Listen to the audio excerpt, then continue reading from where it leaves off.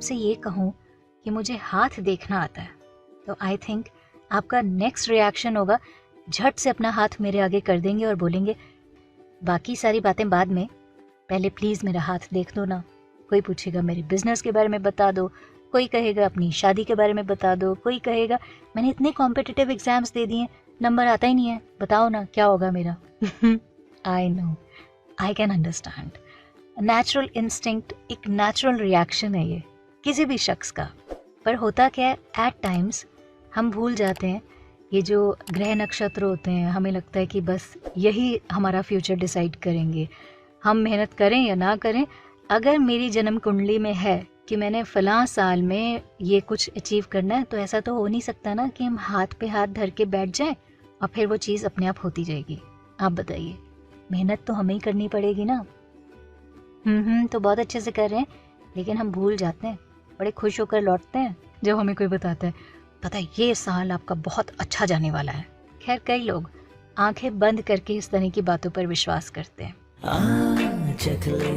ऐसा ही एक देश का राजा था। यूं तो वो पुरुषार्थी चक्रवर्ती सम्राट था, लेकिन कोई भी काम बिना ज्योतिषी से मुहूर्त निकाले करता नहीं था।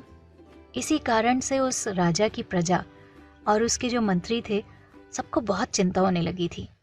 एक दिन राजा ने सोचा चलो अपने देश के दौरे पर निकलते हैं। उसके साथ उसका राज ज्योतिषी भी था।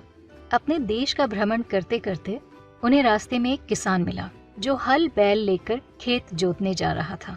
ज्योतिषी ने कहा, अरे मूर्ख, जानता नहीं है आज इस दिशा में जाना ठीक नहीं है, तुम उसी दिशा की ओर जा रहे हो। अगर तुम इसी दिशा में फिर से गए तो तुम्हें बहुत नुकसान हो सकता है। तब किसान ने शांत स्वर से कहा, महाराज, पिछले कई सालों से मैं इसी दिशा में जा रहा हूँ। ऐसे में कई दिन ऐसे भी आए होंगे जब ये दिशा ज्योतिष के लिहाज से ठीक नहीं रही होगी, लेकिन मुझे आज तक कुछ भी नहीं हुआ। किसान ने जब राज ज्योतिषी की बात को सिरे से नकार दिया तो ज्योतिषी ने कहा, अच्छा तुम अपना हाथ दिखाओ तो, तुम्हारा हाथ देखकर मैं बताता हूँ। किसान ने उसकी ओर हाथ किया।